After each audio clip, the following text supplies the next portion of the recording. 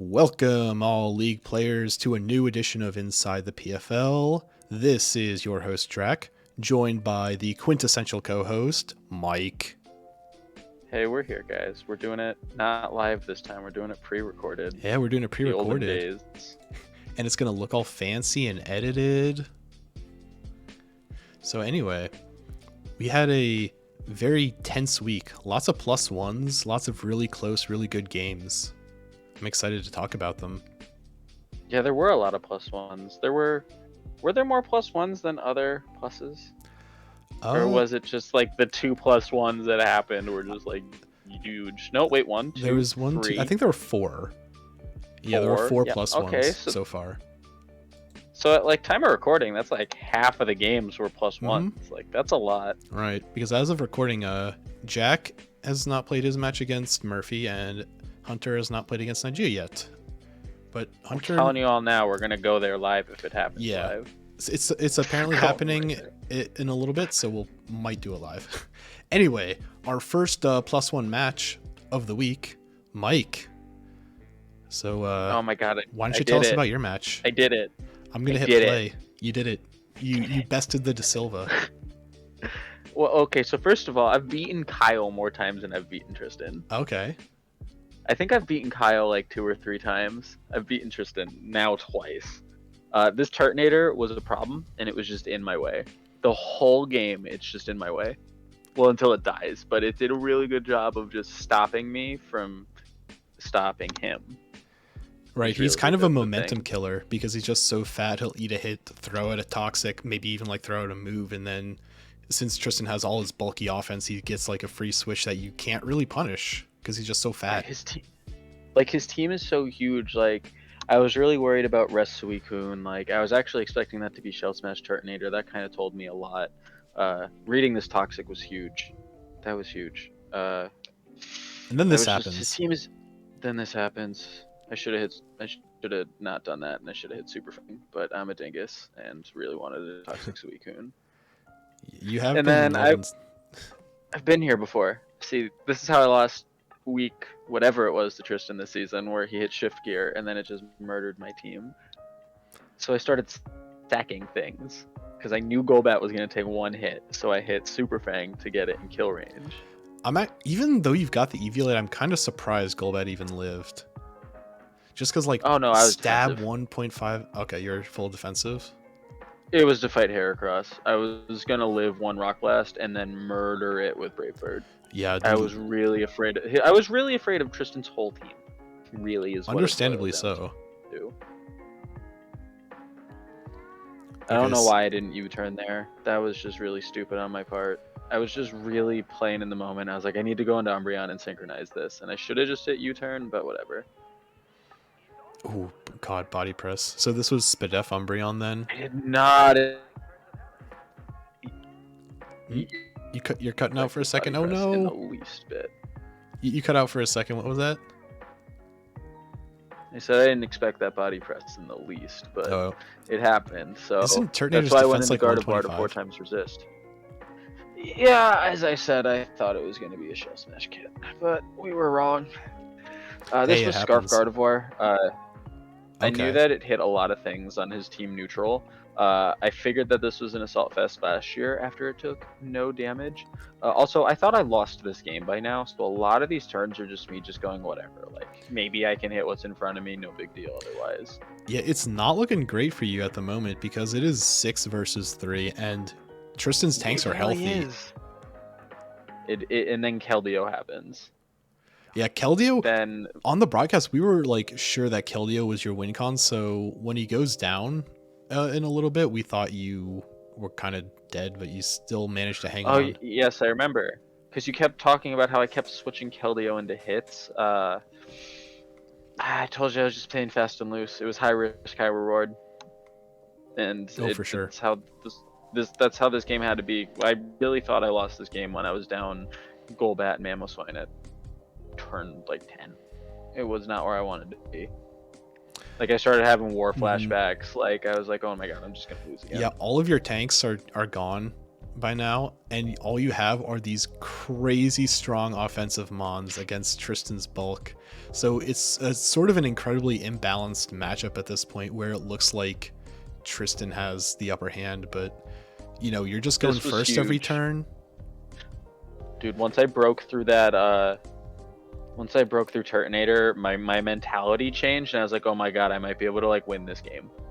Turtonator was the only thing like really causing me issues.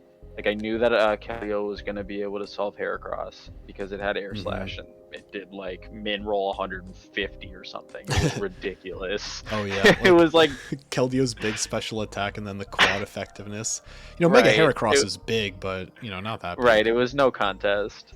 I remember I was prepping and I was like, well, do I bring like Icy Wind to hit things? Like, what do I bring here? And then I was like, oh my god, I get Air Slash. That's coming. Man, Class Tier is so big. Yeah, see, this was another problem, but see, his tanks for some reason didn't have recovery this week. Like, I mean, Glastrier I don't think gets rest, and Glastrier does get rest, but it not obviously not if he's. Yeah, everything gets rest except Komala. Komala doesn't get rest. Okay, so everything gets rest, but like he didn't bring any of the rest kits. Like, I really thought he was gonna be rest talk Suicune. Yeah, if it was rest talk or Chesto Resto Suicune, I think that would have like won him the game. But he was more offensive, I guess, because he thought Suicune would just outlast you anywhere. Yeah, well, this was a turn we were talking about a while on the broadcast. Like, oh, who brings in what here? Huge. All of this was huge. Joe was shitting on my team building wanting to ring Super Fang. He disagreed with it. He was like, listen, I'm not going to tell you not to, but I just think there's better moves. And like, with my whole mentality, like, what wants to take this move? What wants to take this move at 50% health? Tristan's ghost type is Drifblim, who doesn't exactly want to be there against Cinderace anyway. So yeah, I guess Super Fang is a pretty solid move, especially with Tristan's massive bulk. And honestly, it was specifically for Suicune. Like, if it was the rest build, I was gonna force him to at least rest again, where I can maybe get myself into a profitable position. Like, that was what I was going through team building. Mm-hmm. And then it worked out. Like, there was a turn a couple turns ago where I spent a full minute thinking about what to do, because if I made the wrong decision, I lost the game, and Tristan made the wrong decision. Actually, no. I won that game from when there was only 2 months left. Mm-hmm. Yeah, so that Super Fang. The turn where both of you died, both Suicune and Cinderace hit the field. Cinderace, did turn out to be the correct choice, because if it was Suicune, you had the Super Fang, of course, and since you were neutral, the Scald wasn't going to kill you. And then if it was Glastrier, obviously you hit Pyro Ball. Right. Actually, I still might have hit Super Fang because Glastrier is huge, but still. That would have been a calc, because I don't know what the calc is. But yeah, I won that game from that turn, because no matter what happened, I realized I would able to just Moonblast through whatever and do chip damage, and then send him in, or whatever it was. I remember, like, I was with Mario, and I was like, wait a second, I just won this no matter what he does. That's always a nice feeling, especially when you were down 3-6 at one point. Right. Especially like that was crazy. And Keldeo happened to be a great pickup this week, and I know that Greninja was my kill leader, but hey, wins are more important than King of the Kill, at least in my mind. He might have been, he might have been my kill leader, but he also cost me a couple wins. A lot of my losses this season have been very close. The good old 2-hit Water Shuriken. Never forget. Anyway, with that, very well hard-earned win, by the way. Crawled back. Very much clawed back. We will go on to our next match, and that is Jim against Dan. I love this match. Yeah, this was a really great match. So, Jim was in a spot where he super duper needs to win, because his division, and also your division, is very contentious. Like, all of you are within our division. One win. Oh, okay, both yours division, you know what I mean. Your guys' division is very contentious. It's not fun right now. It's so close. It is. That was huge. Yeah, that 30% pair is huge. So, I really think Chestnut, like, there's not a really great answer for him on Dan's side. Like, he has Comfey and Aerodactyl, and that's it. But and Aerodactyl... Okay, yeah, Reuniclus. Never mind. So it's good, but it also walls the sand core, more importantly. Oh, yeah. Even Dracovish. And I think Jim knew that. This was a huge learn right here. You can tell that Jim didn't know what was going to happen this turn. He was like, well, he gets Triage, but I have Aqua Jet. Mm-hmm. And then he didn't know that Triage is +3. Triage is +3. That's so much HP. God, 75% max HP. Come on. Yeah. If he just hit Liquidation there, that would have been a kill. Like, if he calced that and knew he was going to live, like, that would have murdered it. Right. But he recovers. I'm interested to watch Jim's video on what he's talking about with... Like what he's talking about each turn. Because it'll be super interesting to see. Sometimes I listen to him when I'm on at work. They are pretty fun. Shout out to Jim's channel as per usual. Mm-hmm. So he opts for the Toxic Spikes, which is kind of interesting. It really only affects, at this point, Comfey and Stoutland, because Hippowdon's already paralyzed. Yeah. And obviously Lucario is immune, and Aerodactyl is not grounded. But it actually plays a super big role, because at some point Stoutland's going to get poison chipped, and just ended up killing itself during sand. So, like, is Regenerator Reuniclus just that bad? Is Magic Guard just that much better?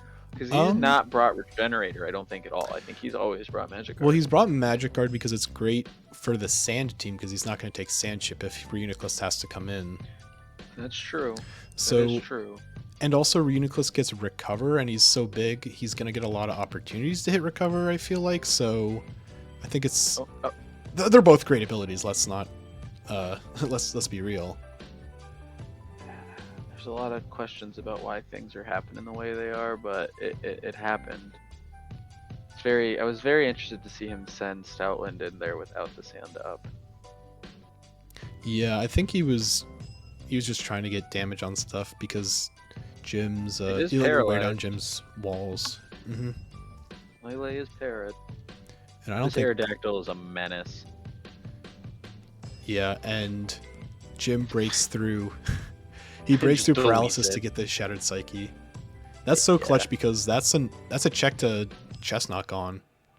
It's also potentially a check to Masquerain Gone as well, because Dual Wing Beat would just go through the sash. As he sends it out immediately. Yeah, he sends out immediately. And then dies. Yeah, he ends up not getting out webs, but it was still a great play by him. And also not getting any Meteor Mash pluses. I mean, it's only 10% still. Well, what's also 10% is the Meteor Mass's chance to miss. Meteor Mash. Yeah, and we've all watched people miss 96.6% chance to hit moves twice in the same game. It's never fun to be on the giving end of a miss. I think we need to have like a mass stream where we all just make a sacrifice to RN Jesus to bless us for the next season. Or we need like somebody needs to like make a compilation of all the 10% misses. Oh my god. Oh my god, you guys do some crazy like document shit, like that would be nuts. Speaking of the thing we were just talking about, and there it is. Is this number 1?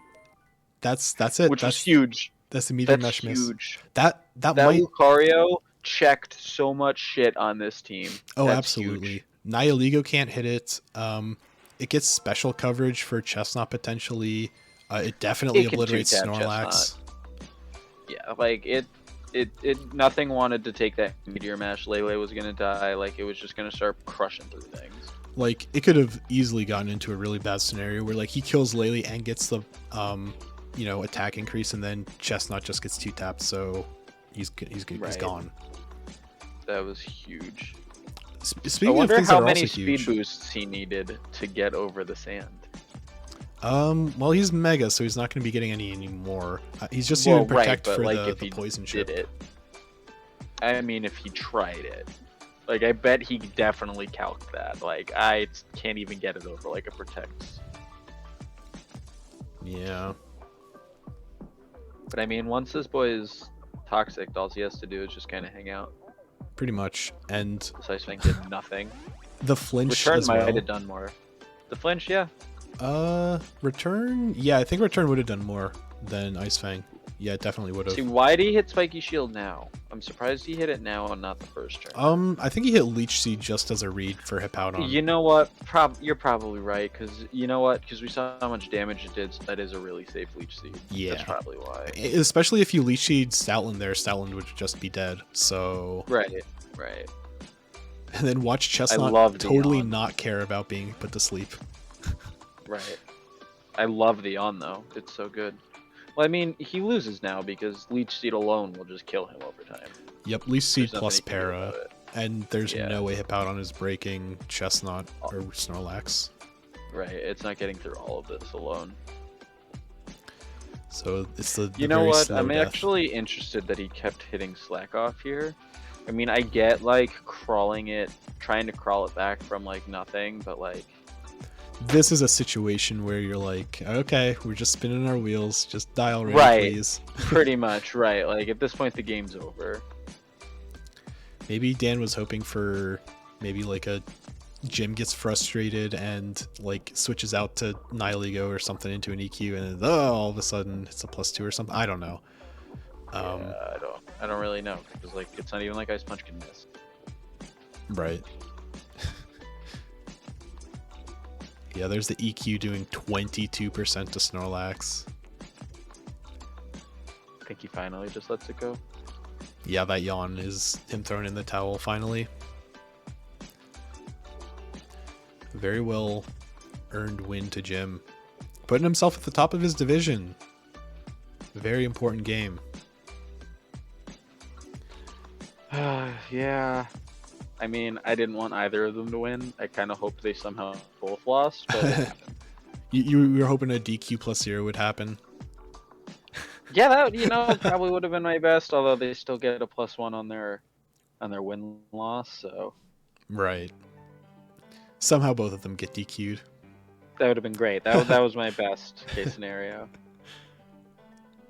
Yeah, well played to Jim. Next up, we've got Mitch against Kyle. Let's hit play. Now, Mitch has had a fairly successful season so far. A little bit of a lost tear right now. Yeah, he kind of looks completely lost this entire game. I'm not gonna lie. You want some spoilers? Yeah, I want some spoilers. You want to know who was taking a nap instead of helping Mitch team build? Mario. Oh, that's hilarious. I bet Mitch just copied. Mitch won as his own in the beginning of the season, but whatever. I wouldn't be surprised if Mitch copy and pasted his last team. I mean, Mitch's team is so good. I'm actually surprised he lost this because Kyle seems really slow. Yeah, I think Mitch played a little bit impatient. Like when he sent in Typhlosion in on Victini there to take half of his HP, Typhlosion really does not want chip. Why did he just not send Tangrowth into Rillaboom 158% of the time? I think he was getting a bit too ahead of himself, thinking something was going to happen and not thinking about what Kyle would do. Okay, but like, you're looking at Crocodile versus Rillaboom and not on a switch on a threshold turn, you're like, oh my, Stealth Rock. Like this, like you're not about to get murdered. Then he misses the dual wing beat. That wouldn't have mattered because Gligar's just gonna roost forever while you toxic yourself. But he's +3 attack. Like, well, we see it hit here, so we'll see how much damage it does. Yeah, like that breaks the barrier. That miss could have been huge. That miss was a lot because that's a lot more toxic damage he's now taken. That's true, but then I mean, Uxie comes in and yeah, I don't think. Is he unburdened? Did he get that off? He has a life orb, so he's not unburdened. So he was he Mold Breaker? I didn't see if Mold Breaker. He probably was Mold Breaker, but for what? Oh, Levitate. No, wait, what? Does Lucha even get Earthquake? Yeah, I don't know why he'd be. It does. Huh? That's weird. Like Toxapex doesn't even get anything interesting. Guys, the next time that Mitch says that he does it all on his own, just reference this game. I can do. He's like little brother. Oh god, but seriously though, like Tangrowth is a problem to a lot of mons on this team. Yeah, he just kind of threw away Hawlucha for no reason. Like he maybe thought he could claim Crocodile, yeah. Crocodile solves a lot of this team too. Staying in on the Victini, like, you know, you don't want that. Just, I don't. Why? Like, I have questions. Yeah, Mitch. I don't know. He looks like he's panicking a little bit, and he doesn't. He has no pivoting. Is another thing. That's probably the biggest reason he's getting kind of slapped up right now. I disagree. He generally, I feel like, doesn't have a lot of pivot. I feel like he's just playing really dumb. Yeah, minus that too. That one miss on Lucha, I feel like he just played not good. Right. Well, we do see Kyle. He just spams U-turn on Rillaboom. Rillabreezy, great name. Rillabreezy. Like Gligar has U-turn, Victini has U-turn, Uxie has U-turn. Like there's just so much U-turning. Why he's slamming U-turn? It's because there's so many easy switches for Rillaboom. Like he's just expecting, like maybe Tangrowth to come in, so he's trying to get that chip damage. Right. That super effective U-turn hurts, man. It does. Rillaboom is not to be fucked with, especially if it's wearing a choice band. Painful bunker. The packs. And the packs. When I saw the T-Bolt come out again, I was like, wow, it's really Specs Duraludon again. Like Kyle wouldn't prepare for this or something. Like this time Mitch got smart and Shiki doubled. Yeah, but then U-turn just happens anyway. Nope, he leaves. Well, that's what I mean. Rillaboom just U-turns and you've given up all the momentum, and Victini comes in to claim one. So, yep. Even like maybe Mitch's best bet was to hit a button and try to claim one. I don't know. I think Mitch started losing this game the moment he lost Crocodile. Yeah, and then Hawlucha was really his only win con, I think, and he lets him go to Toxic. Mitch played like the Mitch that we all have grown the Mitch we're accustomed to. Right. He's playing back in his wheelhouse. Yeah, we get Toxapex and Tangrowth just slamming noodles against each other. The wet noodle fight. Yes, which really Tangrowth. No, wait. Yep, no, it's just noodles. It's just noodles. You're right. I'm actually surprised that Victini didn't come in, but it's probably just low.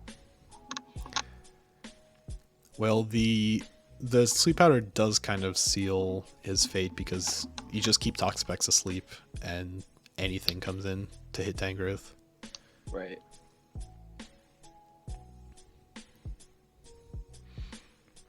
Man, Uxie's big. Uxie's big. Or Tangrowth doesn't have a lot of offense. I mean both, U-turn. Really. So much U-turn. Yeah, so much U-turn. Because really, what Mitch is not even like attempting to make a read, which is hilarious. That's because he's illiterate. I think I would have just clicked Sludge Bomb for the damage there, like knowing I've lost anyway. But whatever. Uxie's just gonna clean it up. Hopefully get rid of this last 30-something%. Yeah. Psychic, that makes sense. Kind of a dominant performance by Kyle against Mitch there, if I'm being honest. Oh, yeah, that's right. Mitch leaves before being able to hit the GG. Say a couple turns before though. Did he? Yeah. Oh, turn 24. Okay, so like 10 turns ago he said GG. Fair enough. Which, I mean, I guess he knew he was losing 10 turns ago. Yeah, he was on borrowed time. Yeah, good stuff to Kyle. We'll see if he's one of those 4 and 5s making it into the playoffs. Because he is now 2 and 5, I believe. A very important turning point for his season. Yeah, if he can continue to win. he lost there, he was done. Next up, we got Bick against LCD, except it is Jim subbing for Bick because Bick is a little indisposed at the moment. So let's just click play. So Joe actually asked me, like maybe an hour before this match ended up happening, if I could sub for Bick, and I was like, no, because I haven't even fought my match yet, and I'm still at work, and yeah. It's weird. Joe like messaged me that he was doing it, but he never asked me to do it. He asked me to like look at what he had, and I was like, let me get in when I was out of work. Like, just wait until I'm out of work. And then I messaged him when I was out of work, and then he goes, never mind, Jim's doing it. And I went, oh, okay. He probably started building before he got a response from me or Jim, is what I would guess. If I had to guess, yeah. And I was, I'm again really surprised to not see Guard Champion.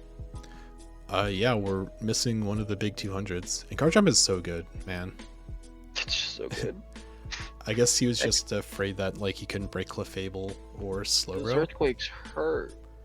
Yeah, you're not wrong. Those earthquakes do hurt. Yeah, those earthquakes really do hit everything, because even against Crobat you can hit like Scale Shot or something. Yeah, or like Swords Dance. Oh yeah. Boom, he's gone. That was huge. That hex play was huge. Specs Hex. I can't. Specs. Stays the same. Wait. Yes. God damn it, English is stupid.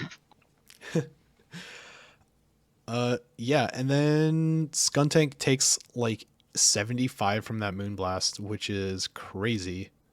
It really is. But I mean, it's neutral. It's interesting that he opted to defog there instead of hitting Poison Jab or something. Yeah, I kind of agree, because he got rid of his own rocks. This is hilarious. I was also really interested in this. Oh, you were fast? Sorry. Not anymore. Like, I'm surprised that Giga Drain didn't come first. I guess he was just... Or did Slowbro hard swap into... No, that was because he hit Automatize and then he hit Trick Room same turn, so it couldn't have been a swap in. Oh, yeah, true. And then Poltergeist... Dude, Marowak in Trick Room is gross. Oh, it's so nasty. Like with Poltergeist, stab Poltergeist, stab Rockhead Flare Blitz, going second all the time. Yeah, it's so good. It wants none of it.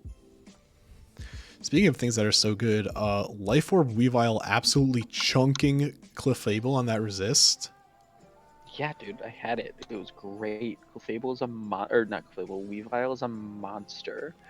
It is right where it needs to be because it's also made out of paper. But if you give it the opportunity to just start hitting shit, it's going to just start hitting shit. Yeah, and LCD actually got a little cheeky there. He brought in Heliolisk trying to bluff a Scarf, I think. But we see Life Orb. Oh, I see Heliolisk? what you mean. Yeah. And he's just hit. Yeah. Well, I mean, I'm throwing Weavile away at that point too. I'm like, you're useless to me. Get out of my face. Yeah, that makes a lot of sense, because then once Heliolisk potentially gets locked into something, either like Swampert or Gallade or Rotom comes in clean and then starts causing problems.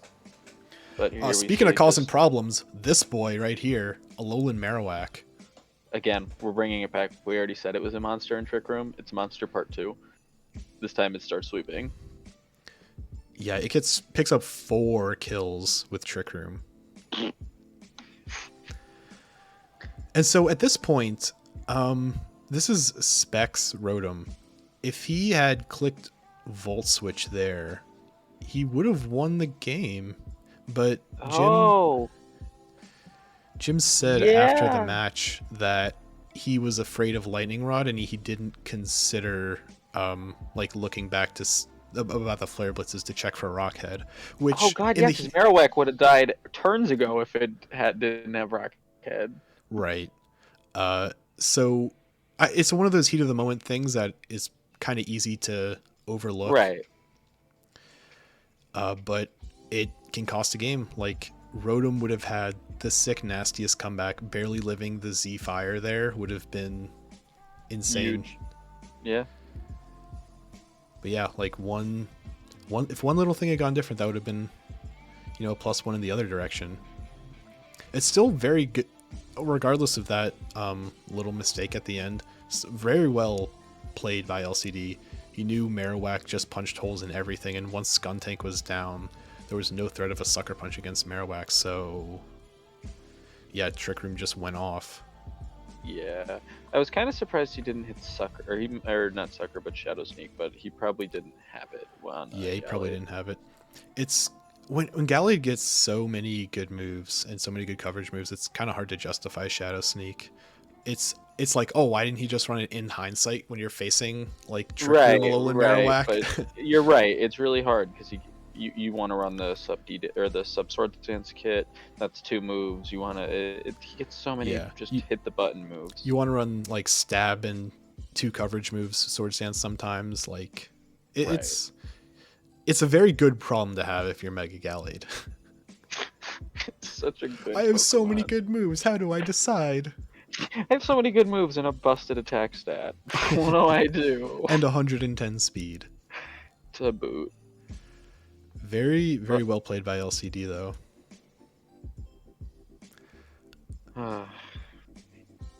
On to the next match. We have our special guest game, the proprietor of the thumbnail, Leibo. Hello, all. I'm honored to be here, especially after the last game I had with Dave. Hey, man, you were ready on literal 30 seconds notice. I went to Drac. Yo, I bet I can get Leibo real fast. And sure enough, I got Leibo real fast. And here we are recording. So tell us about your prep for this game. Like, what sort of holes in his team did you notice that you were able to exploit? So, because of the disastrous results of the first match that I had against him, I didn't actually reveal many of my sets. And because of that, I could have used a lot of them again. So a lot of this team was the same sort of makeup with some minor changes. Instead of Zoroark, I have Absol. Instead of whatever I had last time, I have Swellow. And I noticed that his team had 2 Intimidate Mons, only one of which came. So I thought Swellow would have really kicked ass, especially with Scrappy. There's nothing resisting it except Metagross. That's a noise. I meant to just kind of tank a lot of his hits and then use my glass cannons to find chinks in the armor and blow holes in it. All right, well, I'm gonna hit that play button real quick. I realized I had something wrong with OBS on the screen. I fixed it real quick. Anyway, so yeah, we have Thundo against Mega, Venusaur right here. He also immediately, I was bewildered by a Thunder Wave Thunderous. I thought it was an incredible idea, but I knew that he wasn't going to stay in if he hit that Wave power was so cheeky. If that was a weakness policy, I knew he wasn't going to stay in. Bro, but if that was weakness policy, like, what? Ooh. That could have been bad. I would have been an issue. It would have been an issue. Like, they played so bad. But hey, that was a great read, though. Like, knowing that something was coming in to take that. I mean, look at it. A lot of these things didn't want to take that Earthquake, because also Incineroar. This Incineroar was such a concern because of the last match, but around here, I started noticing that the Thundo kept hitting one move and leaving, and I started had a suspicion that that was an incredible hit off it, and I did not have Synthesis on this Venusaur. I was very concerned. Ooh, okay. So I knew it was not getting much health back. Right, so you kept seeing that. Stat drops. Yeah, the Venusaur was at like minus everything in all of his stats. It really was. And here I knew nothing wanted to get hit by Incineroar, so I thought I should just let the keys go. Maybe I can get some hazards up, and this would make it easier for my offenses later on. Well, spikes are really good against Dave's team. Yeah. Like Thundo is the only real resist. Right, because he's immune, but yeah, everything else is taking that 2 layers of spikes. My nemesis Pokemon, Incineroar, is gone already. I was so happy. I love this. I was watching this game with Mario Live, and I shit I loved it. This is something I've wanted to use the first game, but it didn't happen. Tracing Volt Absorb means I'm immune to his stab. It doesn't have flying attacks. The only way it can get through P2 is with like a +2 Focus Blast. Right. Yeah, I think Thunder's only flying stab is fly. It's something, yeah, that it doesn't like running. That's why I don't like Thundo. His move pool is kinda ass.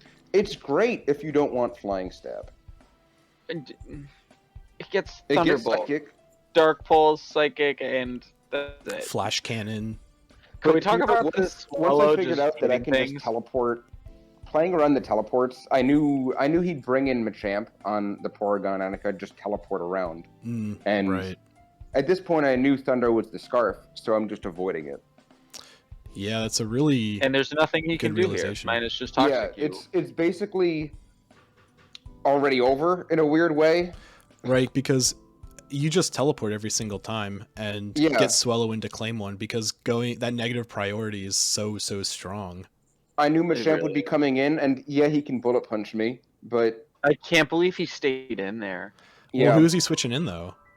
Yeah, I mean, that's true. Metagross I'd shipped from the beginning. Right, that's true. He really didn't have any options. He just kept hitting bullet punch. I did do the calc for like even if it was Metagross banned, but yeah, Swellow, there just wasn't really a... This was interesting. I mean, he said that he forgot, but like this was his chance to get rid of this and at least bring it back a little bit. Yeah, if he did do it, I still don't exactly know what he would have done. It wouldn't have won the game, but it would have had Absol. I would have had P2. Right. Absol just forces it out. Right. Yeah. Right. And then Jesus, P2 just completely taking nothing from these psychics. Yeah, the Toxic is doing more damage at this point.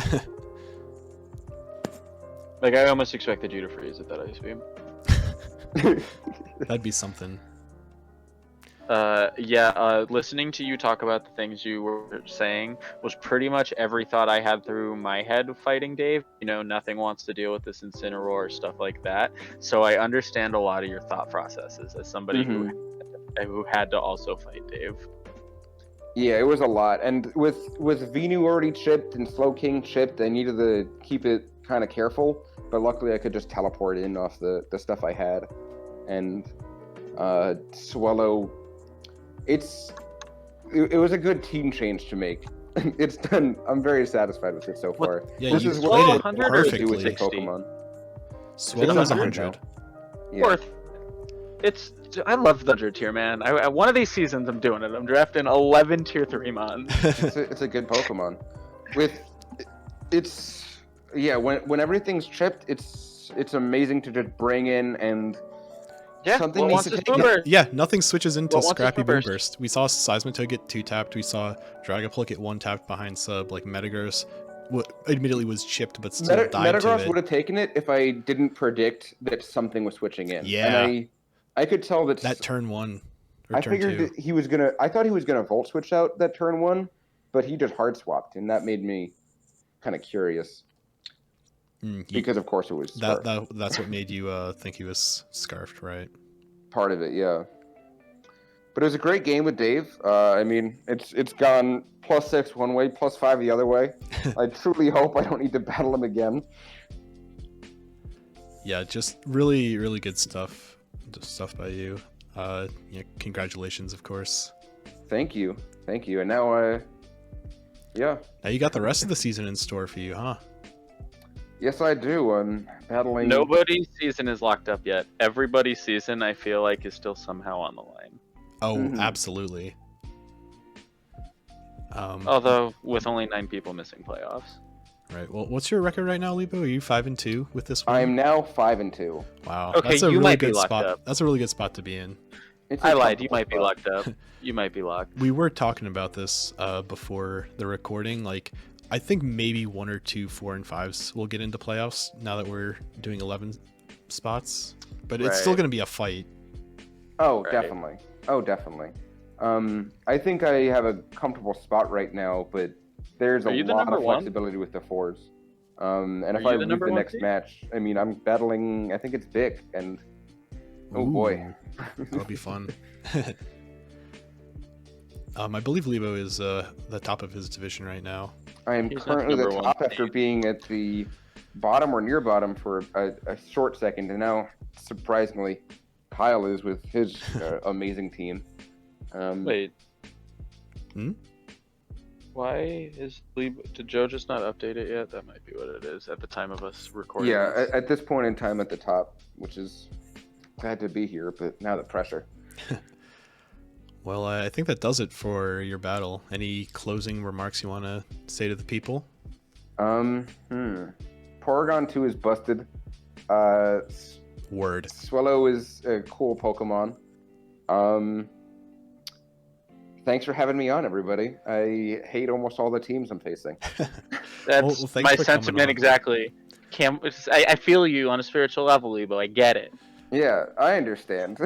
This league has gotten so good at drafting. I understand how much I hate facing these teams. I don't. Yeah, that's definitely one thing. I think we all just respectively hate each other because we're just fuck each other for the way we draft. Yeah. But thanks for having me on. I'm honored to be on here. Yeah, well, thank you for coming on. And it is M1 against Thomas. So I'll click play. Okay, so I watched like a few turns of this, and it was really close.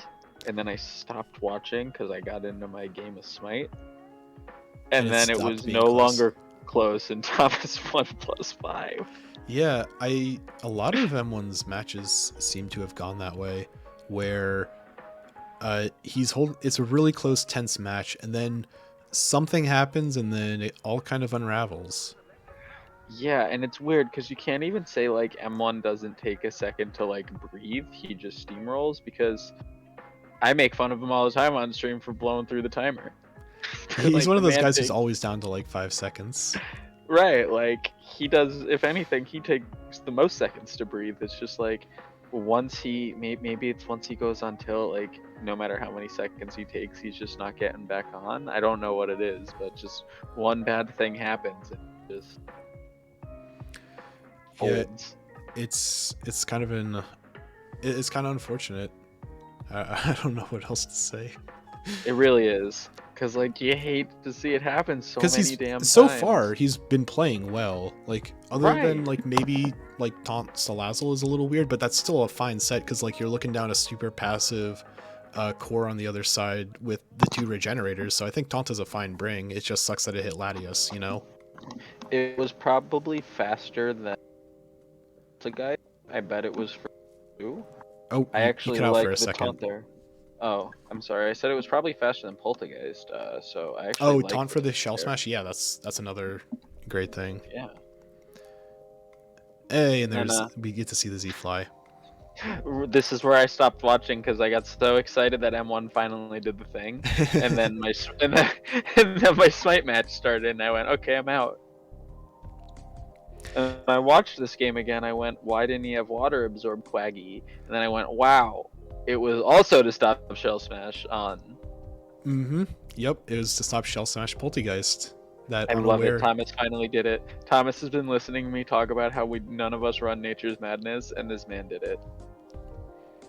It's a very good move for Feeny specifically, because it doesn't have the greatest, attacking stats.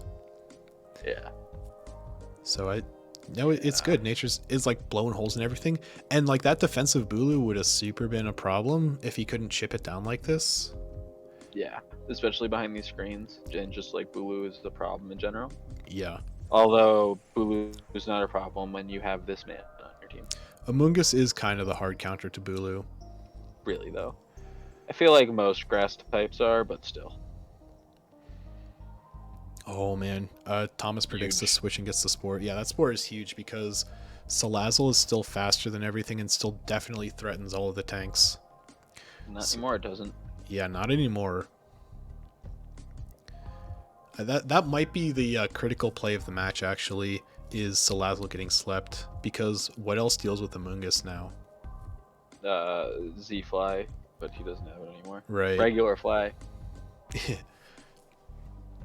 I do like hitting the regular Fly, but on the same turn as Wish, it's a little unfortunate. It would be great to hit fly on a turn when you know they're going to switch, like, you know, if you had Among Us against Lando. Thomas got mad because he goes, I hit regular fly on Lando. You don't hit regular fly on me.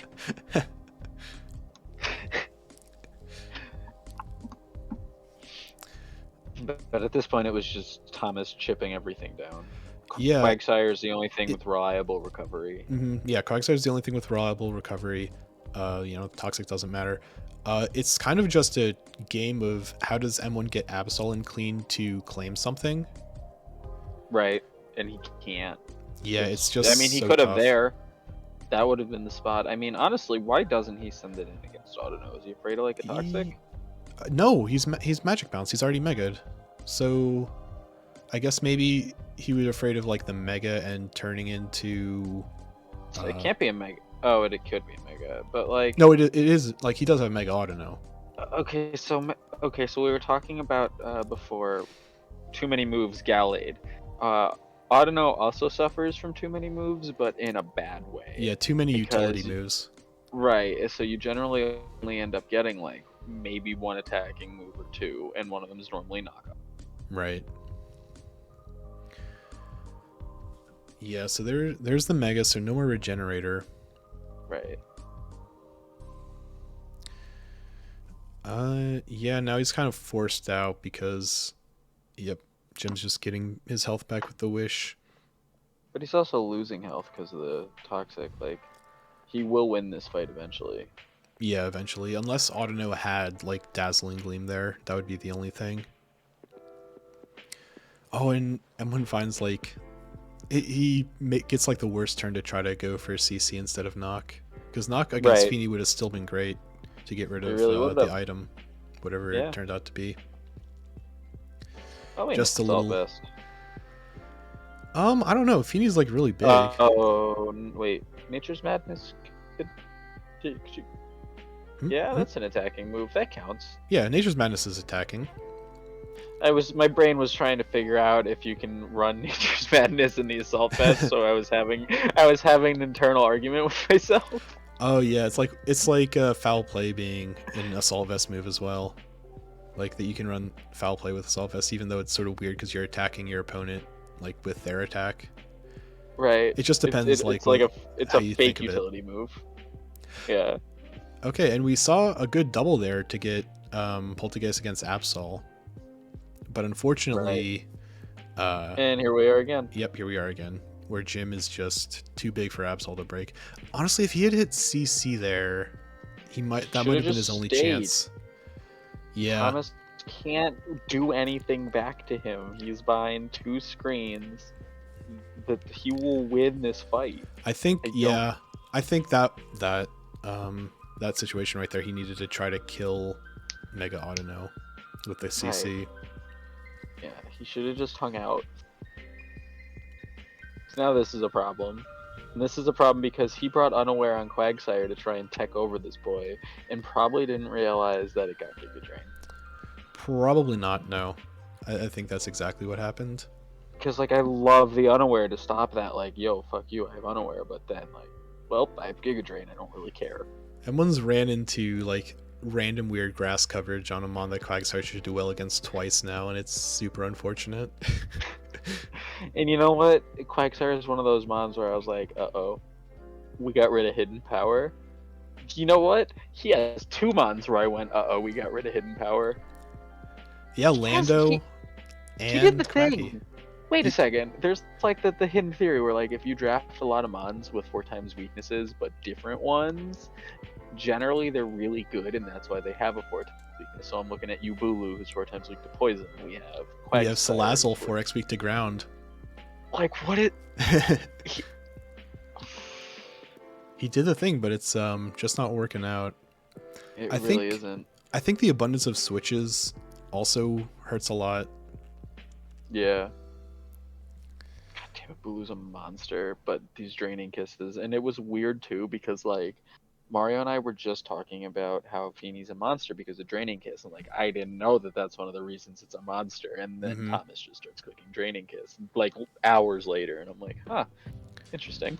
Draining Kiss is so good. Like, one of the things when I was prepping against James is, like, I was a little afraid of, like, Draining Kiss Grimmsnarl. Even though it's, like, special attack is 90, like, the stab and 75% heal is so strong. It makes it so annoying, especially with Prankster to back it up with screens. Oh god, yeah, that is a lot. So much recovery. Speaking of a lot of recovery, Among Us getting Black Sludge and Grassy Terrain back on the same turn. Which is not what you want to be on. You don't want to be on the opposite side of that. This boy's already fat. Oh, and the poison to really seal the deal. I feel like... What's Mega Absol's attack stat? Do you know? It's 150. Really? Yeah. It's got 115 special as well. I feel like it's been, like, underperforming for him. Yeah, there's 150 attack is a lot, like... Oh, it is. I'm really kind of surprised that things are living, but I mean, Among Us is also fat, so... Yeah, Among Us is absolutely gigantic, so non-stab Zen Headbutt, I can kind of see that... it makes sense that it wouldn't necessarily kill. Or, you know, it wouldn't even break half. A Sword Stance Mega Absol. Yeah, Sword Stance would have been cool, but then again, you know, look at the coverage that he had. You know, Knock and Sucker are both, like, really clutch. You know, and then Zen in close combat. That's true. It's so hard. It's 4-move syndrome. Right. Although Sword Stance Knockoff, if they still have their item, is gonna fuck a lot of things. But you're right, it's 4-move syndrome. Because every week I'm like, I'm surprised M1 didn't have this move or this move, and then he brings it the next week, and then I'm like, I'm surprised he didn't have this move. And he brings it yeah, he has. Absol just gets so many moves. Like, why didn't you just bring that? Why didn't you just bring that? Well, because like they've got 11 Mons on their team, they're only bringing 6. Like, okay, it's good against 3 of the 5 that they didn't bring. M1's listening to this, like, fuck you, Mike. I can only bring 4 moves. Damn it. No, yeah, that's when you just cheat and bring 5 moves. Hey man, not everybody can be Tyler and still lose all their games. Yeah, well, Thomas played well. The Scarf Latias brings it home. Not much else to say. That was it. Thomas did well. Scarf Latias. And that whole match, it sort of felt like M1 was on the cusp of just breaking through the walls, and then just barely not. Oh well. Yeah, oh well. Hey, he's still got 2 more games of the season. Hey man, he can end on a high note. Yeah, he's here for the fun. It's for the fun. Right. I think Thompson's having a lot of fun.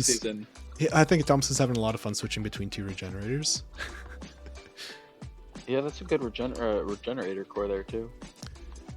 Yeah, I think it's kind of nuts that like Mega Autono's main draw is that it doesn't have to be Mega. Not its main draw. Like, Fairy Normal is an absolutely insanely good typing defensively. And it gets even bigger busted defenses. Yeah. It's like 100 HP, 103 HP, and then 120 in both defenses. Like, what the hell? 120 both? Okay, I thought it was 150. Registeel's 150 both. Yeah, Registeel's 150. Let's move on to the next game. Oh, it's my game against Manny. Oh, man. Okay. This was a good game. Yeah, this was a good game. So one shall stand, the other shall fall. Hey, both me and Manny were the only 5-1s, and we were fighting each other. Oh, that's why. Okay. Okay, so I swear to God,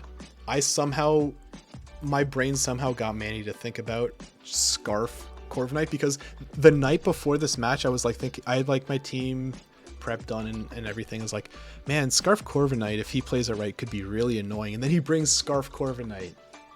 I was so aghast at that. I loved this flash fire play here.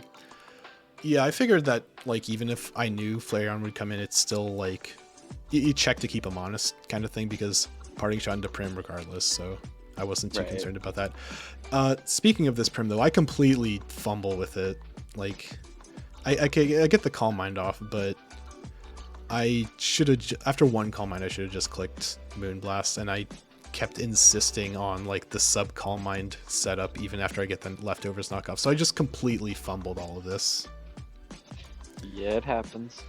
Yeah, it was not my finest play, because sub Prim would have done so well against this team if I had been able to set up on something like Flareon or something, or not Assault Vest as Elf. Yeah, like, I'm really surprised that you honestly didn't hit sub and you hit Moonblast. Like, you should have hit sub there. But you hit Moonblast. Yeah, and it was also... Yeah, I really just should have hit Moonblast. No, you should have hit sub. Mm.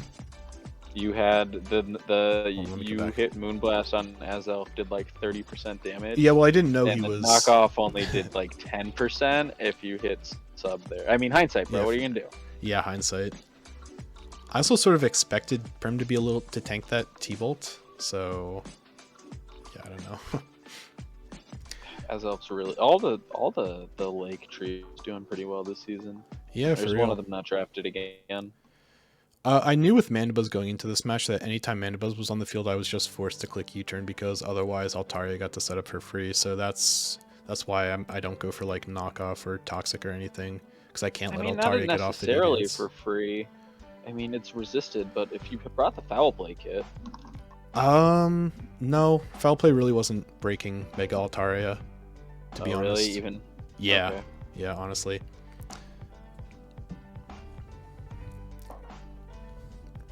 Nidoqueen though. Nidoqueen will break this bitch. Yeah, Nidoqueen definitely breaks Mega Altaria. Nidoqueen, the Nidos in general are just monsters, both of them. So yeah, I'm 2 months down at this point. I kind of fumbled with Prim, and then I let Silvally take a future sight that I really shouldn't have. But then I get then I get Medicham in clean, and I knew since it was Assault Vest Azelf that I outsped, so the HJK was just free.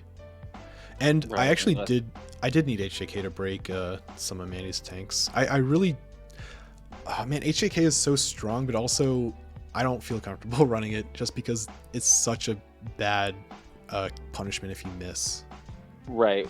If the league's history of missing costing games, like HJK missing as somebody who missed and lost when I was going to beat Thomas, ruins. It just, you die.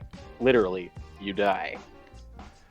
Yeah, okay, so this turn is where it is the pretty critical turn. I clicked U-turn, and I swear to God I clicked cancel, right, realizing that he could just kill himself and then Altaria would come in clean again. I could have roosted maybe, but yeah, I realized I should have taken more time to think on that turn right when it was too late and the cancel didn't go through. So now I'm staring down this Mega Altaria. I just let get a D-Dance off because I let Corviknight kill itself on Mandibuzz. Right, but you can keep doing what you're doing right now. Just keep picking attention. Well, I mean, it gets really close though is the thing. Yeah, it does. Because Mega Altaria is just killing Mandibuzz. I have to fake out with Medicham again and then sacrifice it to let Blacephalon come in.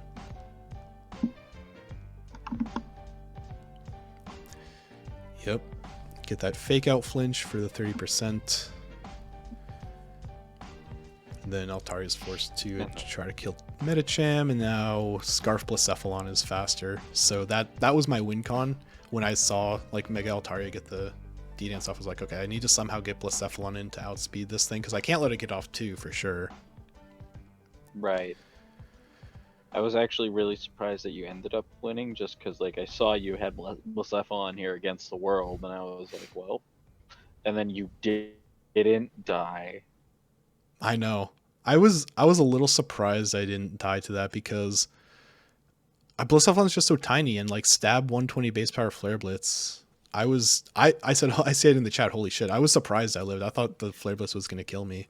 Okay, so another thing is, was that Assault Vest on Flareon? No, I don't think so. Okay, then because it wasn't because it was Assault Vest 8. Zeraora would have been the smarter. Well, Blacephalon was so then I plus special attack nature. Because but you didn't kill Flareon with the Shadow. So I wonder if you also wouldn't have killed Zeraora. I wonder if he went into Zeraora if he would have just murdered you.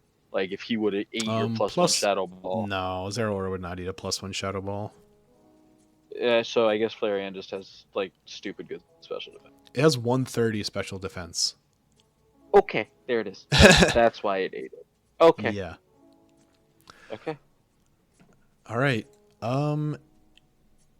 And with that, we will go on to a match that we said we were going to talk about live as it was happening, but actually happened in the span of this match. So, quick. Yeah, Quicken. Very quick match between Nijia and Hunter.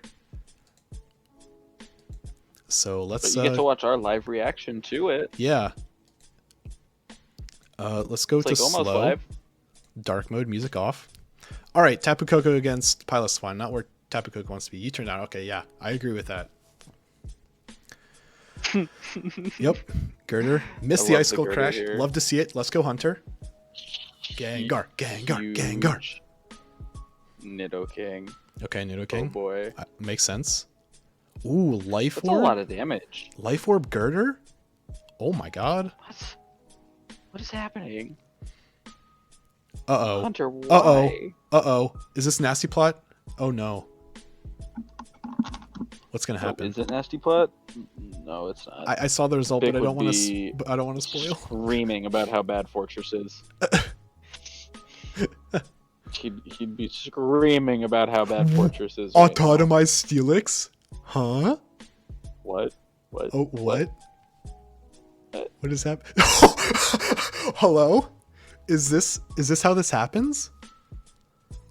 Oh no. Is Steelix just gonna keep D-dancing? He's just gonna keep doing it. What does Galv do to Steelix? Oh my god. Oh my god. Oh no, I'm good. We should have had Hunter on again. Oh my god, Steelix is just gonna win. Yeah, Heavy Slam EQ just destroys the rest of this team. Oh my god. Holy shit. Oh my god. Fortress lived! Why is that thing so big? Resisted gyro ball doing nothing. Let's go, Hunter. Conference Cup Gengar. What's Diancie gonna do? Die to this Heavy Slam? Yep. And nothing wants these stab EQs. That's hilarious. Oh, that is so amazing. That's gold. Hey, that is amazing. I told Hunter, God bless in the Gengar Lounge. God bless. Autotomize. Is that a Conference Cup for you? That was a Conference Cup +5, baby. That's Autotomize Dragon Dance Steelix. Autotomize what the and Dragon fuck? Dance. Wow. I don't think I've ever seen a Steelix go before Mega Diancie, and I don't think I'm ever gonna see it again. That was a treat. We all just got blessed by this Steelix. Oh my god. Wow. That's amazing. That's fantastic. That's the greatest thing I've ever seen. Imagine the kind of position you have to be in to be like, shit, I just have to be faster than him with Steelix. Steelix like, the fastest. Okay, wait. Back up a second. Okay, Steelix is at 90 times 3, alright? He's at 270 speed. This Steelix is outspeeding Mega Beedrill, Tapu Koko, Torn, and Alakazam. That's who Hunter has on his team, and Steelix is the fastest. That's... Whew. We gotta take a lap. I feel like Hunter just reinvented the game or something.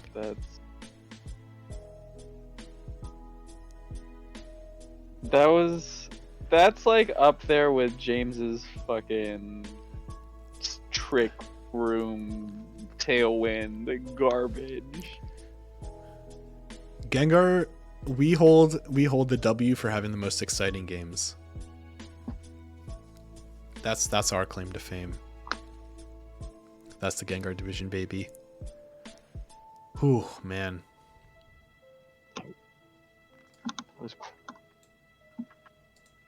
What a crazy treat. That was wild. Oh, man. I don't know how we're going to top that. That was wild. But I guess we'll try. All right. The last match that we'll be covering this week, because Murphy and Jack is happening at midnight on Thursday. So about 3 hours before this recording. So yeah. Dylan against James. James has been doing this the sandroom strategy, and it gets so close to working every time, but always just barely comes up short. Yeah, it's almost how I felt about Sunroom. Well, when Leibo had a Torkoal, he got Sunroom to work like twice, I think. I was trying to do it with Marrow alone. You cut out there for a second. Regular Marowak? Alolan Marowak. I was trying to do Sunroom with Alolan Marowak. Oh yeah, that would be nasty. So I loved this. James is a monster. Imagine if Shuckle hit Encore there on the Shell Smash. That would have been crazy. Yeah, then Sturdy. This kind of went nowhere, though, at the end of the day. Well, I mean, I think James tried to force it a little bit too early. Right. I think you needed to wait for, like, Glalie to be in or Volcarona to be in to try this. Well, Volcarona gets Giga Drain, so maybe not. His logic is probably Shuckle's setup bait, so like I bet I could, but he didn't realize that like Toxic and Infestation start wearing you the hell down. Yeah, for sure. Maybe the second Shell Smash was a little greedy. I loved Dylan's reaction. Oh no. Oh no. I put the webs up on a Trick Room team. Yeah, this was something I think I talked about on the broadcast when I was commenting that, like, Dylan's got to be careful about webs because James has been running Sandroom every single week since getting the Sand Core. I love paralyzing the Volcarona. Love it. In the Trick Room. No fucks. Yeah. Well, because, yeah, Trick Room has, like, one more turn. Maybe Darkest Lariat would have killed, but maybe not since, well, I don't know, he's Life Orbed and Stab. Who knows? I like leaving his fate up to RNG there, helping him out. Like, okay, maybe I can get some paras and stay alive. And then we see the second Life Orb on Runarius. Oh, yeah. And James said he was Cheated. on... Yeah, James said he was on mobile, and... Okay, so weird mobile stuff has happened to me before, but it wasn't a duplicate item, so it could be something like that. So what happened with me is when one of the Monotype Madness matches, like, I was playing on my phone at a bar for my match, and one of my mons had, like, 8 moves, but they were just duplicates of the same moves I already had. Oh, it'll happen to me. That happens too. Like, I won't have 8 moves, but I'll have 3 moves because I'll have 2 of the same moves sometimes. Okay, huh. Yeah, that's weird. Also, I love Mega Glalie getting rid of Refrigerate on Runarius. That's so good. Right. I love how well Dylan's been using both Mega Glalie and, as always, Jin. Mm-hmm. Dylan seems really in his comfort zone with all of this. Really, though. Okay, and you know what? At this point, this game doesn't look over for either of them. Like, it could still go either way. Definitely not. That actually, I think, won Dylan the game. The Flame Body proc. Yeah. Because 2 turns of Trick Room left. Like, he just outrages again and again. Like, that outrage would have killed Mega Glalie. Yeah. Yeah. That did it. That kind of screwed him. And maybe if he was like a more defensive T-Tar with the Chople Berry, he could have won it. Oh, yeah. Since he turns out to be Chople and we see it proc on the incoming CC from Tyrantrum, I imagine he was clicking counter there. Probably. So, yeah. But Choice Band Tyrantrum. Choice Band Tyrantrum. And and it's gone. It's very gone. Good +1 for Dylan. Even though James brought the double life orb, Dylan still gets +1. And I don't think the life orb really played a factor in the game, but if we were playing by the rules, Dylan would get a +0 there, but I'm sure he'd rather take the +1 since they played it out. Right. But yeah, those are all of the battles that we have to cover this week. Nice. So let's take a look at the standings. Close as always for some of these divisions. So, in the Miss Magus division, we have LCD and Nijia fighting for first. Nijia is 4-3, LCD is 5-2. So that is going to be a contentious division. Another contentious division, the Driftblim division. We have 2 4-3s and 2 3-4s. How are you feeling, Mike? I won 3 more games than I thought I was going to win this season, so pretty damn good. Are you going to play Ruiner for Jim on your rematch? What do you mean Ruiner? I'm going to play fuck you, this is my division. Hell yeah. It's not Ruiner. Ruiner if I didn't have a chance at playoffs. Now that there's there you people go. who don't make it in. That's the attitude. Hell yeah. So yeah, Jim with the first place seed in Driftblim with a +3 advantage over Dan. And then Mike, you and Tristan are tied at 3-4, but Tristan has a +2 lead over you in terms of kill count. Yeah, I don't win with I+. It's not a secret. Hey, sometimes that's how it goes. I always play for just winning rather than plus. Hey man, I'm fairly sure that I have a higher than 50% average of making playoffs with being here since the first season. That's pretty good. Oh yeah, that's pretty good. So in Jellicent, Manny is at the lead of it with being 5-2 +18. Dylan 4-3 +7. So Dylan definitely not out of playoff contention. Although if he does, he's definitely going to need to win if he wants to playoff because he has a rather low plus. Right. Thomas 3-4 +9. Bick 2-5 +5. Manus is 5-2 +18 after getting a +0. I just want that note. Yep, very true. He's averaging like a little over 3 kills per game. Yeah, and that's 3.5 +0 holding back. Yeah. So I'm at the top of Gengar, 6-1. Jack at the moment is 4-2 +19. So he still has his match against Murphy later tonight. Hopefully he turns out to be 5-2 with a big plus, so Gengar can get back on the map. Hunter is now 2-5 +9, and James 1-6 +3. Now James is eliminated from playoffs with that 1-6. Yeah, I believe the 1-6s just have no chance. Yeah, both him and Demon are out. Yeah, and the 2-5s are gonna struggle. The 2-5s are gonna struggle. So 7 more not playoff spots available. Pretty much. Leibo is at the head of the Dusknoir division, 5-2 +15. Dave is hot on his heels, 4-3 +16. Mitch, after his loss to Kyle, is 4-3 +11, and Kyle with his second win, 2-5 +7. If either Hunter or Kyle lose, I think they're up. Like next week. Yeah, for sure. Kyle's definitely going to be one of those like scary like 4 and 5s. If he wins with big pluses in the next 2 weeks, that could pop the 10th or 11th seed. Right. So he's definitely not out. Like a lot of. I don't think only one 4 and 5 is going to make playoffs. I think we're going to see a couple 4 and 5s make it in just because, like, so what? Me and Tristan are 3 and 4, Thomas is 3 and 4, Jack's 4 and Dave's 4 and 3. There's like a lot of people 4s right now, and like if crazy stupid things happen where like this person wins and then this person loses, like these next 2 weeks are going to be nuts. Yep. There's going to be so much seed changing. Lots of stuff that can change. So let's go over to the playoff picture then.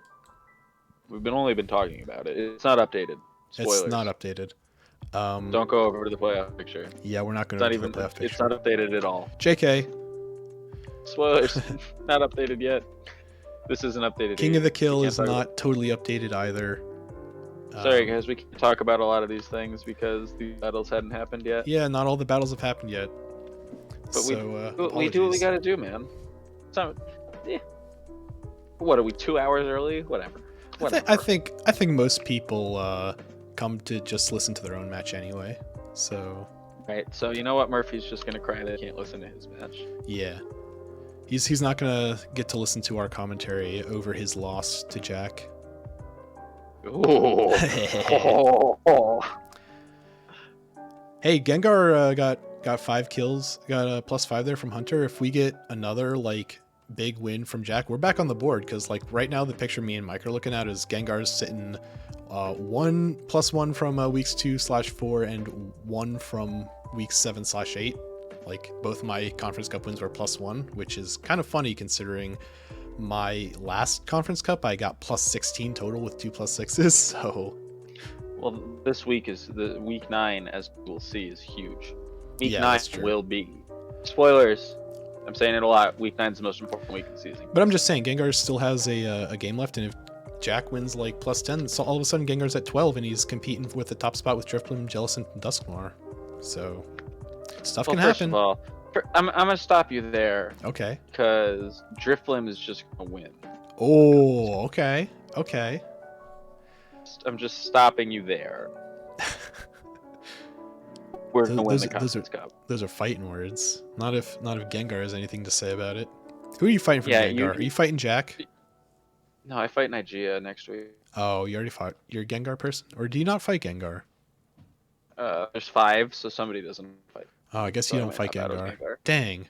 I don't get to help team build against you. Rip. Yeah, rip. Anyway, let's just go over to the commish picks. Why not?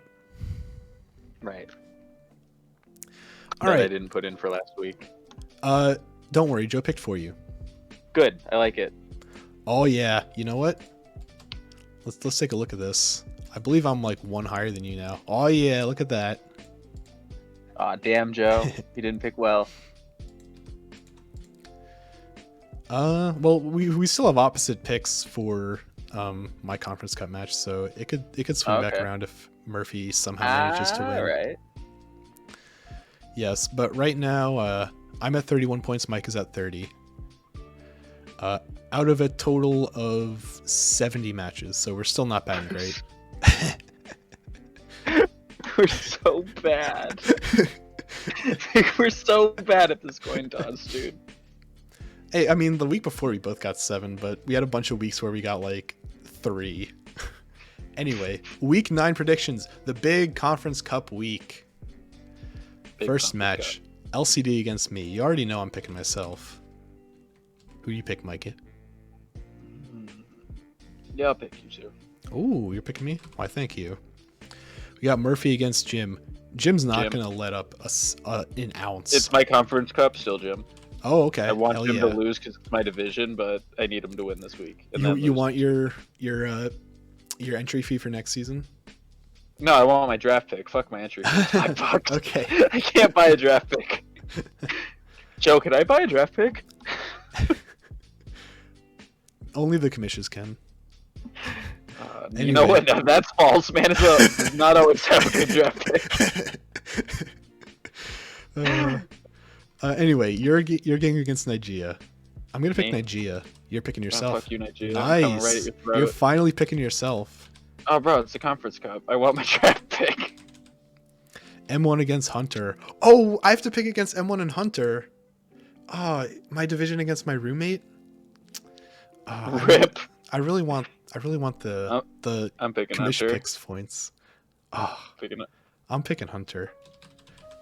Not because I think M1 can't do it, but because I have to pick my Gengar bros. Tristan against Jack. Tristan. Ooh, Tristan. You're picking your own conference. I like it. I need my division to win, bro. Dan against James, and I'm picking James. You already know it. Full bias. I want to pick James, but I gotta pick Dan. All right. We'll see. Oh, it's Sand v Sand with Sand Room on one side. That's going to be a lot of fun. Oh, God. That's going to be a really fun match. Are people going to be going fast? Are they going to be going slow? Are they going to be going normal speed? Find out next week. Is James going to somehow find something else to bring out of left field? Oh, my God. Big against Leibo. I think I'm also going to pick Leibo. Nothing against Bick. I just think Leibo's team is so strong in T-Gen. Manny against Kyle. Wow. Oh, man. What a match. I'm picking Manny. You're picking Manny? I think I'm picking Kyle. Manus has been picking about... not picking. He's been thinking about... Match. Yeah, since his diaper party, he was talking to me about it. Oh, really? That's hilarious. Oh, I'm sure same goes for my match as well. Listen, when he told everybody, like, listen, I had a kid, but like I'm just gonna be up thinking about how to play Pokemon, he wasn't kidding. So next up we got Dylan against Dave. Ooh, that's another really good match. It's a really good match. I think I'm gonna go Dave. You know what? To keep it, because I want to get ahead of you, I'm gonna have to go Dylan. Ooh, all right. I like it. I like the strategic commish pick. All right. To round it all out, our 10th match: Thomas against Mitch. Can I pick neither? I'm leaving it down to can't pick either of them. You're gonna leave it blank. You're gonna forfeit the opportunity for points. This will be the match where they both somehow figure out how to DQ themselves. You know what? If you pick nothing and they both manage to somehow DQ, I'll give you the point. No, I'm picking Thomas. Because I'm picking Thomas as well. Yeah. Mitch is on his downward spiral. That's his life. Just life is a downward spiral. Wow. That's so existentially rude. We got deep. All right. And with that bit of banter over, I believe there's one more item left to talk about. Mike, Mr. Co-host, is this the most important week of the season? Dude, it's easily the most important week of the season. And for nothing but the sheer fact that it has implications for next season. I've said it multiple times. I'm here for the draft pick. Because I already threw my season away. I mean, I can still make playoffs. This is not only the most important week of the season. This is the most important week of next season. Of next season, yeah. This is the most important week of next season, dude. Like, get ready, everyone. Get your drafts ready, because this is it. Season 14 is make or break right here. Right here. And with that, we will be signing off. Thank you all for watching Week 8 of Inside the PFL. Bye-bye. We're out of here.